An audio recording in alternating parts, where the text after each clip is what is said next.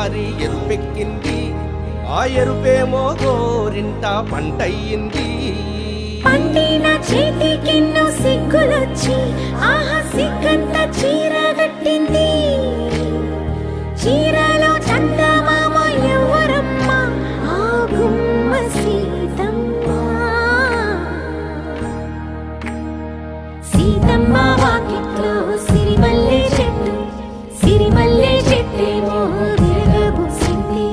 కొమ్మ కదలకుండా కొయ్యండి పూలు, కోసిరవన్నీ సీత కొప్పు చుట్టండి. కొప్పున పూలు గుప్పే తంతెందుకండి, కోదండ రామయ్య వస్తున్నాడండి.